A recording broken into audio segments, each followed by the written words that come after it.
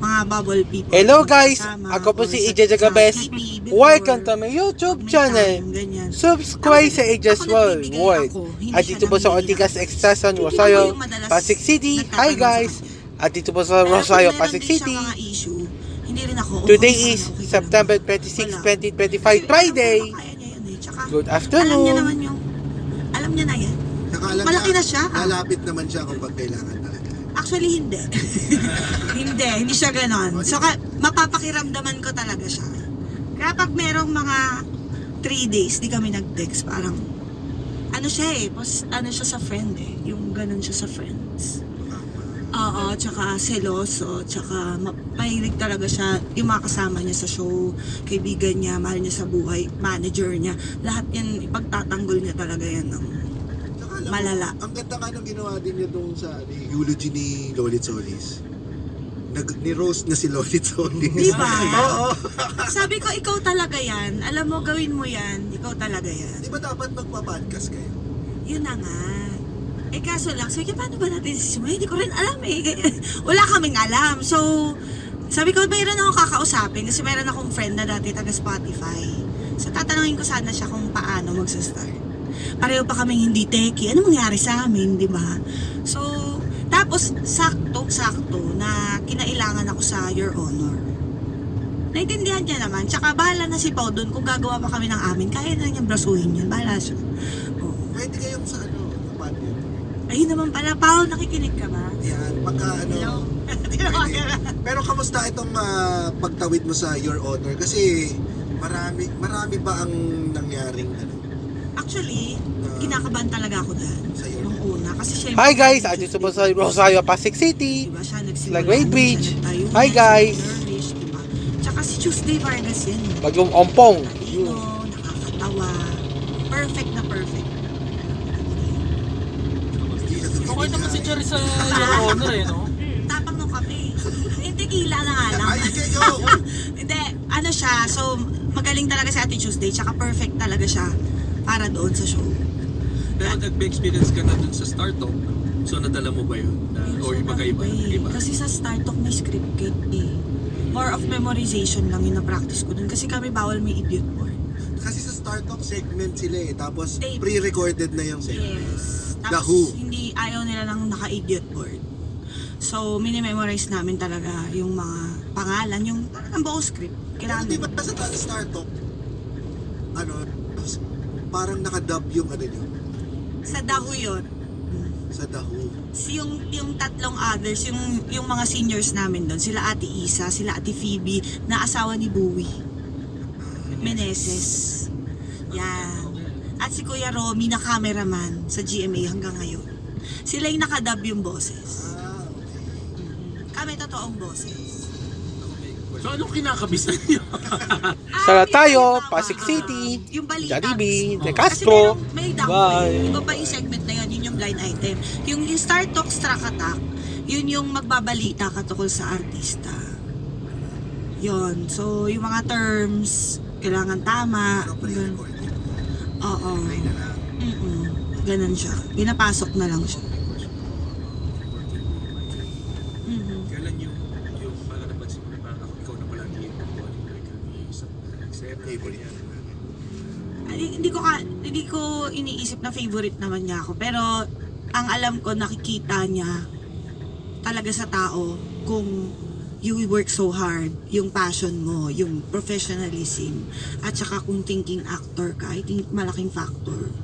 Yung kaya mo magdala ng eksena, meron kang, kumbaga yung common sense mo ay napaka-apparent, yung ganun. Sa tingin ko lang I'm not speaking for him, pero observation ko, wala talaga siyang favorite, pero meron siyang, ito, I'd like to have this person on my team. Kasi gusto niya yung mamahalin mo talaga yung ginawa mo. Alam mo yung character mo. Like, pag nagre-reading kami sa Pepito, excuse me, hindi man to sasabihin ni Janice. Yun yung pangalan ko sa Pepito. Hindi man ganito ka English si Janice. Ganyan. Hindi naman to ang tawag kay ang tawag ni baby kay Maria, hindi naman ganito. Yung ganon. So, Ganon yung purpose ng face-to-face reading. Bye-bye, babasap. Tsaka yung Bye! maipaliwanag niya sa'yo in person. Bye-bye, babasap. Like, pag Hi guys, bye-bye, hi guys. Bye! Bye-bye, babasap. Bye! Inano ko muna yung pagsusulat Bye-bye, Bubble babasap. kasi Bye! naging Bye. nagka-pandemic. Kaso dito tayo sa labas. Tapos yung brainstorming is online. Tapos naglalaglag.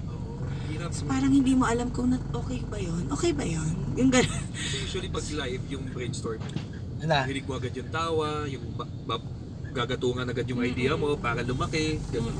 So sa online medyo So, mahirap. bakit walang tumawa sa pitch mo o dun sa idea mo? Naglalag yung excuse niya. Naglalag yata o like, Hindi, Charis, wala talagang gusto. Bye-bye, review eh. Bye!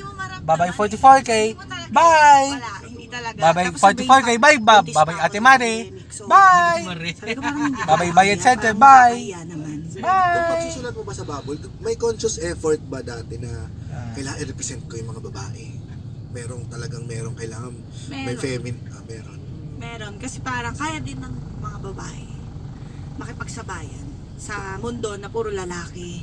And welcome naman talaga ang women sa creatives talaga. Pinapasit in pa ako ni Kuya Bitoy nun sa Pepito. I think nag-sit in ako once or twice. Mas madugo dun, inaabot 12 midnight, ganun. Di ba lagi natin pinagyayabang dito yung Aruscal? Writer na Yung kinakain ni actor pa siya, Kapitan. di ba? Oo, doon yan mabibili sa The Atrium, yung gitna nung Century Park Hotel Manila. alam mo ba ang tawag dyan? The classic ambay spot. Bye-bye, Angel's Burger. Bye! Ha? Bye-bye, Angel's Burger. Bye! Si si Bye-bye, Angel's Burger. Bye! Bye! Bye-bye, Countryside. Bye! Bye-bye, Countryside. Bye! Isa din yan sa mga ano nila eh, di ba? Bye-bye, KFC. Bye! Bye-bye, KFC. Bye! Bye-bye, Mercury Jewel. Bye! Bye-bye, Mercury Jewel. Bye! Bye-bye, Super 8. Bye! Talaga siya. Singer sa Bye-bye, Super 8. Bye! Bye-bye, Macdo. Bye! Tagal rin niya mag-comedy. Ay, Bye-bye, Macdo. sira. Bye! Ah. What the hell is that? Bye-bye, Macdo. Bye! Mga rep mga alien versus predator. ni boss.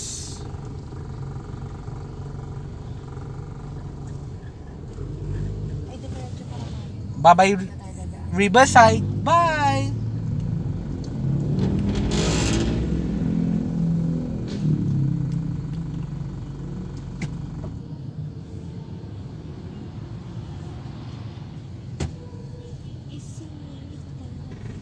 Doon nagsasampalan yung mga mayayaman. Bye-bye, Riverside. Bye! Bagusan pa rin, inikot mo na yung Bye-bye, Riverside. Bye! Wine, coffee, long chikahan sessions at sampalan sessions. Bye-bye, SMEs. Bye! Yan sa The Atrium. Bye! Bye-bye, SMEs. Bye! Bye-bye, SMEs. Bye! Networking pwede yung gawin dyan. Pwede. Kahit anong networking, ACBN, GMA, Yan, welcome na welcome dyan. At lalo na pag ikay Cool Pals Bakery yun dahil meron kang 20% off sa The Atrium. Hindi ko alam. Kuya GB, baka ikaw masagot. Yun yung brand. Pero effective naman siya. Bye-bye, Pasig City. Bye! Kinukwento ko nga kay Bye-bye, Pasig City. Charis na Bye! yung pa na gag set namin noon, ano eh, gahasa sa Bye-bye, Pasig City. Oo. Bye! Yun yung gag scene na, tapos nung nag-viral yung joke ni Vice about KMJ, si Jessica Soho, pinati ko si Vice, tapos may naglabas ngayon ng old gags ng bubble gum.